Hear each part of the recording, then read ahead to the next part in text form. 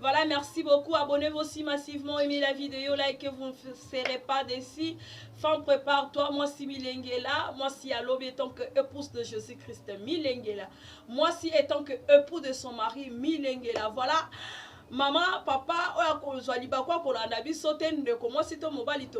éternel Père de race de Dieu d'Israël, qui n'a kotika moment on a na loboko na yo tika ete moni mo santu azala maître ya moment oyo tika ete moni mo santu olobela biso humanisme elongwa bomoto elongwa tika ete moni mo santu oyo alesaka biso bilei na malamu bilei ya solo bilei oyo ekokabola biso na kati na lisumu nzamba lola akende na kotouche papa moko to mama moko a confesser mabe na ye nzamba lola akende kotouche papa moko to mama moko a renoncer na makambo aza kosala tika ete molimo santu na yo esimba eleka na kodiriger bato baleka na se repentir parce que c'est ce que tu nous demandes cette année d'être repenti, de confesser le mal au nom puissant de Jésus-Christ.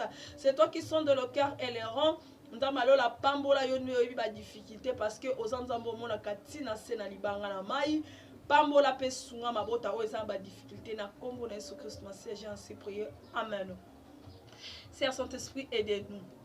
Qui est intelligent, qui est intelligent, c'est celui qui a la crainte de Dieu. Être pasteur, ce n'est pas l'intelligent. Être ministre, ce n'est pas l'intelligent. Qui est intelligent, qui est intelligent, qui est intelligent, c'est celui qui a la crainte de Dieu. Voilà, merci beaucoup. Aujourd'hui, on doit parler sur les conduites d'un chrétien. L'olengeni ni moto atambusaka vi na ye. Chrétien et outinamo christianisme. Christianisme ezali comment batu ba sirnoma yango te. Ezali lolenge batu ba bengela batu ba chrétien. C'est-à-dire que à cette époque-là, apôtre batamula ki na Yesu Christ Masia. Bato bandimela ki Yesu Christ lokola maître ya vie na bango. Lokola bakoma ki kobika vie ya Yesu Christ Masia. Lokola bakoma ko sala makambu kolandisa lolenge moko. Na Jésus-Christ de Nazareth, ne bato balobi te bato basa lokola Christ. C'est-à-dire basa lokola Christ, basa ba chrétien. Basa na bon biso toza ba religion te toza na bon to déterminant ka bon lokola religion moko christianisme parce que religion ça ba religion catholique, religion kimbangiste. Nous on est des chrétiens nés de nouveau. Yo muto benga makanga na chrétien. Est-ce que tobika ka vie à Jésus Christ Masia? Yo lobi oza chrétien.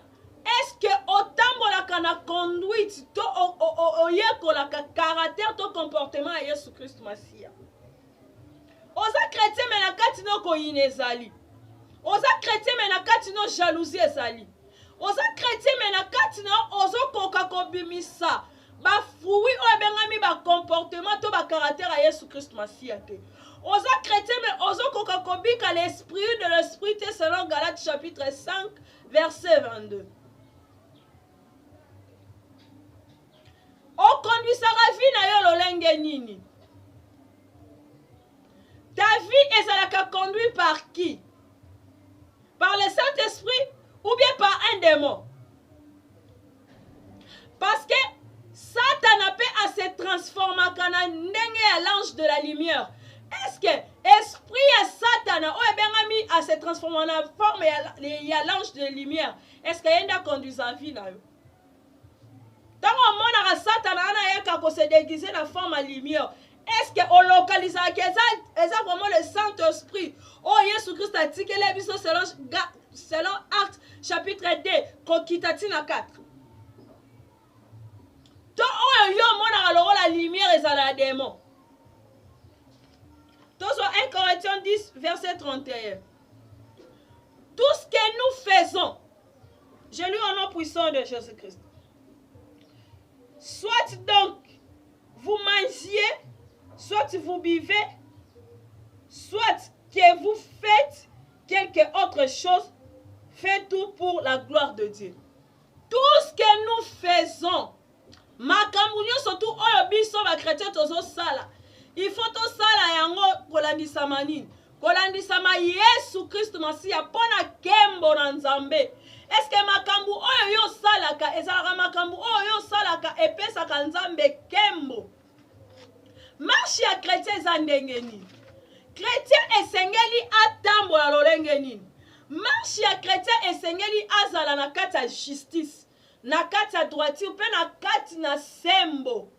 Élever les enfants selon le Seigneur, c'est-à-dire que à écouter la parole de l'Éternel, à obéir la parole de l'Éternel, Rolando Bengami est chrétien.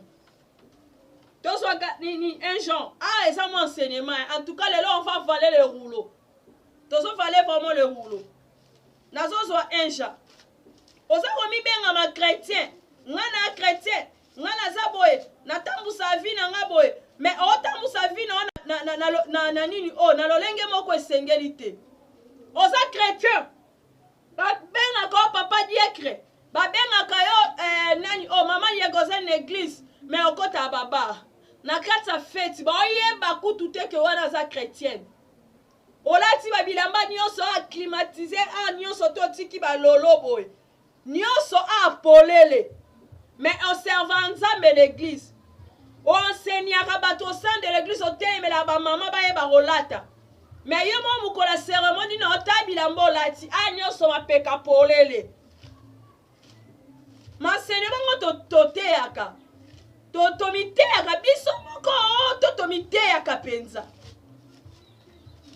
Tamote ya baninga mite ya pe yo moko. Nga toujours na lobaka.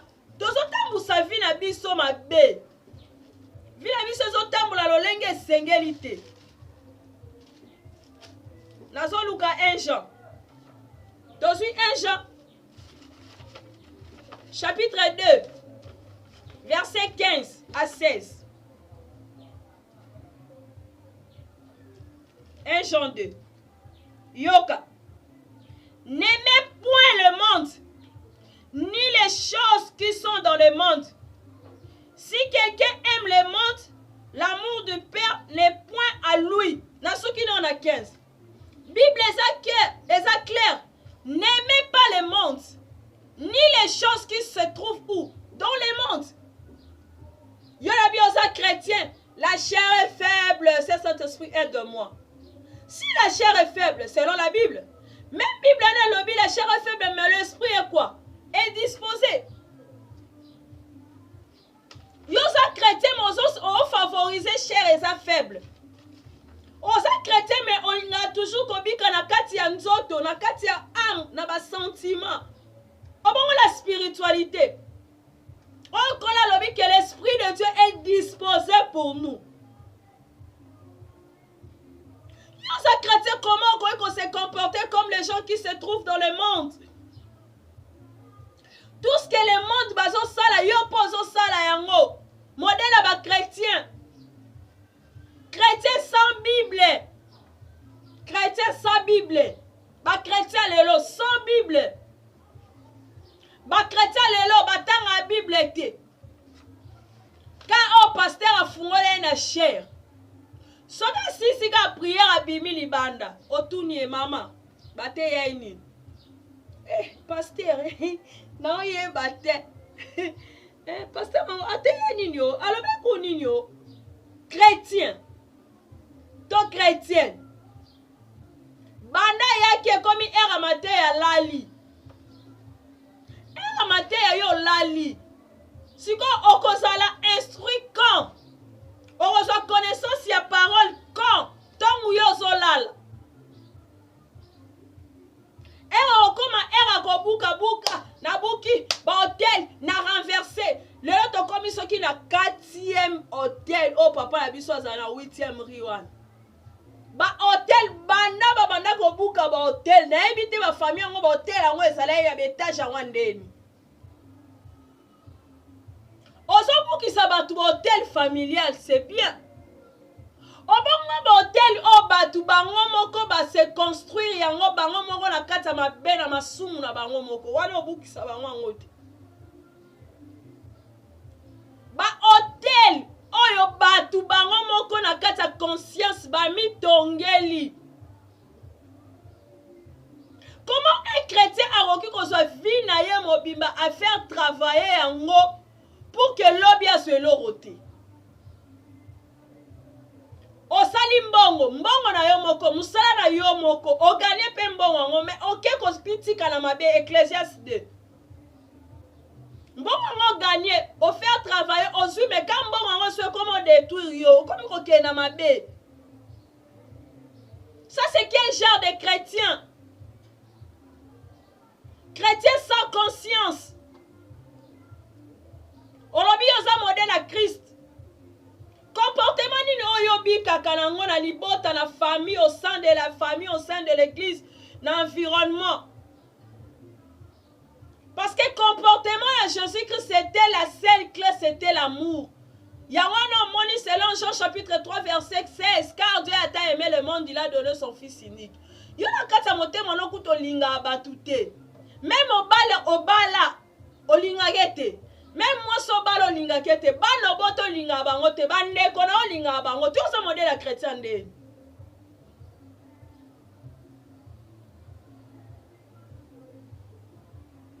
Chrétien na ba make-up. Et longi on zamba bote la ki oto mama bino bota ki après 9 mois mkwa liboso bimena mokio bimena make-up. Obimana kabelo. N'aimez pas les choses qui sont dans le monde. Satan a une stratégie qui nous travaillé pour détruire les Nzambe. Nous avons 366 jours dans l'année. Et ça 366 formes où Satan tellement pour détruire les enfants de Dieu. Et ça là chaque minute, chaque heure, chaque seconde, chaque texte. Biso kuba chrétien et moi lobi le ensemble la tena lembi mais il diable la lembate. Chrétien sa Bible. Quels sont les signes oerola qui savent que mutu oya lié na kata ba démon?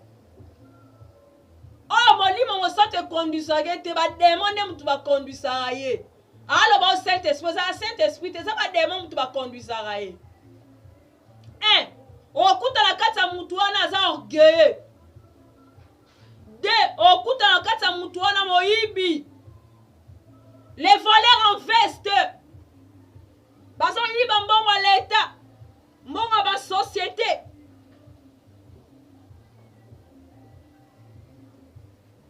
Nous avons conduit par le Saint-Esprit. Nous avons conduit par les démons. Parce que il y a Satan et Zalani, il y a diable et Zalani, aïba moto nature ya Nzambe. Nature ya Nzambe c'est-à-dire que ça la bolam. Kozala malam oyibo nature nzambe opesa on nature satanique wana omona na kata moto wana omona okuti bani orgueil vol mensonge oyo détruisa mokili serpent aye na kata jardin de Dieu yebisi Eve qui t'a dit que ceux qui bolie nini o bosani bokufa lokuta mensonge ezali arme moko munene oyo ekabolaka moto na nzambe. Okuta na kata mutu wana l'escroquerie eza kati na ye. Il y a dans la vie d'une personne le péché qui conduit sa vie. Na kata mutu omona ba péché musu e conduisa mutu oto benga ngo ba péché chéri. O mutu alinga rotika te. Omona za lisumu no mo bolinga otika ngote. Yangana nde ba benga ngo péché chéri. Péché chéri za ndeni. Osano chrétien bon wana na opé. Oyambela paye soza pe pasteur okamba osala ba miracle. Mais au moins na ekombo lingi kotika te ko bimana ba sœur en église yango na péché chéri. Au moins na so opé après 6 mois ozongi suko mela masanga yango na péché chéri. Au moins na ndoza bokabona déjà na lokuta même comme suko au moins une année après kosi yango na déjà péché chéri. Au fond, moi, si non bien, ma film pornographique botala athée. Mais au moins, la moukoala sentiment amoureux et lesquels bino plaisir et la tibino nature satanique et si bino botia que ma film porno bota ma position batu basala. Voilà ça va péché chéri. Tellement banda otala mingi. Tellement tango banda mata nini olingo bandolia mutwa bo wayo mingi. Siko tellement bon lia muto bo wayo e banda osenga osani ota ba film pornographique. Otika la mozongela ya bana ba péché chéri. Péché chéri wana yango ezo kabola yo na bonzambe ezo séparer une bonne communion avec Jésus-Christ de Nazareth. Tobi manakata masumu ngala bino kaboli sumu na lisumu fototika. Ane eza ane bénédiction nenge ba yebisa bino ke eza bénédiction. Dans le cas de la profondeur, on va révéler biso. Il y aura des scandales et des scandales. On est ça en 2023. Il y aura des morts et des morts. On est ça en 2023. Ba mort subite dans ma famille brisque. Ba maladie compliquée ba tout monde kufa nango. Wana ça frappe à mon tout et nzambe emo. Repentez-nous, confessez-nous. Toti kamabe masumu. Ndenge nini pona chite, toko reconnaître que modèle y a chrétien. Et chrétien qui conduit sa vie dans le Saint-Esprit. Tokuta na kati na la sanctification. Chrétien oyo conduit vie na ye malamu. Tokuta na kati na la sanctification. Mutu esengeli a travailler vie à sanctification chaque jour. Olo travailler via le kuta ya masanga ya basi.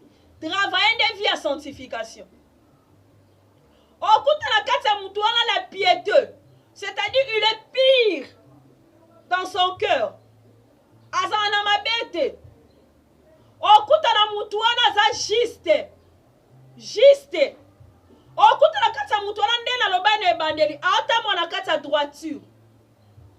Okuta mutu wana ana kati ya vérité.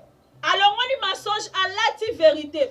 Okuta na kati ya mutu wana za passion. Yo lobi osa yela nzambe mais osa impatient. Yango impatience yango yo outa nango wapi.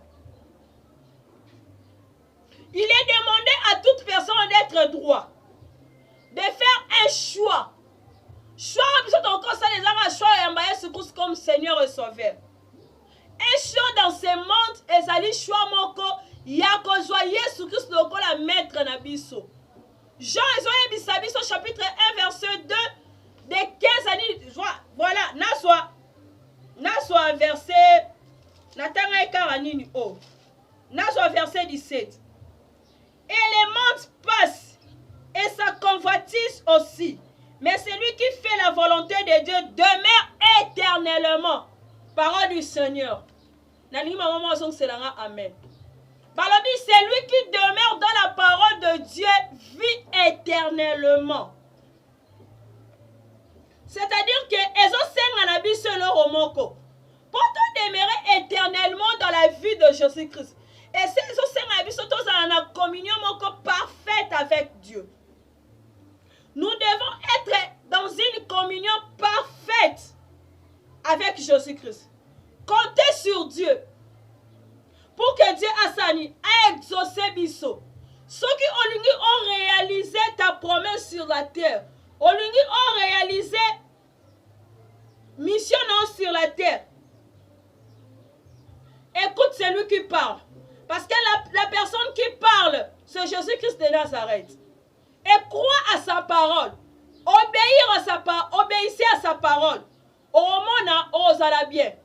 Les seuls principes, les principaux, l'un des principaux moyens que Dieu utilise pour communiquer avec l'homme. Ah, Jésus-Christ. L'un des principaux moyens que Dieu utilise pour communiquer ses enfants et ça comme moyen que Zali à travers sa parole. La seule moyen on Zambaluka a communiqué na biso ezali kaliloba nae. À tout le temps quand tu consommes la parole de Dieu, en tout le temps quand tu consommes Jésus-Christ, cette parole-là, et ça la seule personne. Oye banin, qu'on passer plus de temps à méditer, plus de temps à rester et attendre ta mission. ta promesse sur la terre. Une personne doit vivre dans l'Esprit Saint, non dans un âme, non dans un corps, car le corps est faible. Moto sengeli à vivre wapi na esprit. En réalité, à l'homme sur l'esprit, ce n'est pas la chair, car le corps est faible. L'âme, dans kata âme, il y a des sentiments et des émotions. On est détruit à amour. Un chrétien ezosenga biso azala na une valeur chrétienne. Une chrétien esengeli valeur ya chrétien zalini et sa valeur spirituelle. Ce que l'ingomi benga vraiment un vrai chrétien, il faut avoir une valeur qui s'appelle la valeur spirituelle. Pour citer, toi soit 1 Timothée 1:7. Avoir une œuvre ou une tâche responsable de ce qu'il faut, conscient et irréprochable. Awa baye bisabiso, Timothée zoye bisabiso. Modèle nini au chrétien il fallait à ça nini à vivre. Tozo ke malem. Nazu 1 Timothée chapitre 3. Na bandi na 1. 1 Timothée 3. Donc rapidement. Je lis au nom puissant de Jésus-Christ. Cette parole est certaine si quelqu'un aspire la charge de vêque, il désire une œuvre excellente. Il faut donc que l'évêque soit irréprochable, mari d'une seule femme. Yoka. Et Seigneur modèle ya chrétien azalanan. Irréprochable devant Dieu et devant les hommes. Yosa nakata ba delire, nakata ba bêtise, ba prophète alelo, ba prophète yanini oh, ba prophète actualité. Ce qui mutuma brazana risque wana ye. Nzamba lobela yenga mama chala mwana okufa. Oh! Ça c'est quel genre de prophète? Ba prophète c'est ba actualité. Balobi irréprochable. Mari d'une seule femme. Papa dit yoka. Ici, 1 Timothée balobi mari d'une seule femme. Yom to bala rabasi ebele. Pasteur, azala ba makangu 6 l'église. Pasteur, aba la deuxième femme. Ba pasteur divorcé. Bon, on c'est la baisse na bino akala ba problème. Oh, akanga kena mobile. Oh, azandoki. Oh, mais ce qui moi sanga azandoki, yo aussi c'est kindoki tende. Yo délivre ba ton église, bon moi sinon aussi c'est kindoki tende. Manque de Saint-Esprit. Ça est un kiti pour la chiter. Il faut à la sobre, modéré, réglé dans sa conduite hospitalier propre à l'enseignement. Enseignement est comme enseignement TikTok. Enseignement est grâce. Enseignement moko ezanga et comme logola. Enseignement est comparaison. Il y a ba jeton, il y a ko bois que la manaba cher. Alors bon mi bengi oza pasteur. Sobre elingi kolobani. Être fidèle à toutes choses. Modéré elingi koloba mutu fait sengeli chrétien à la discipliné. Chrétien a évité à bêtise.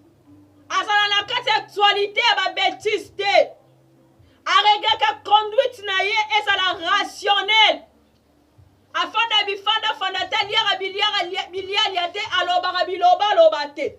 A solo la rabi solo la solo la te. Sobre chrétien ça a paniqué. Hospitalier faut un accueil. Abraham a 3 personnes bazoleka. Ce qui Abraham a qui n'accueille alingati ka bénédiction leka. Capable d'enseigner. Ya reçoit oyo ça n'a transmettre na moto. Voilà, merci beaucoup, que Dieu vous bénisse. Zambalola pambola bino. Prochainement toya na suite les modèles des chrétiens. Que Dieu vous bénisse. Répentez-nous. Confessez nos péchés. Cette année est compliquée. Et ça, on a blague. Si tu comme mai, si tu comme 2000, il y aura des tragédies compliquées. Si tu comptes à 2024, 4 pasteurs vont koufa.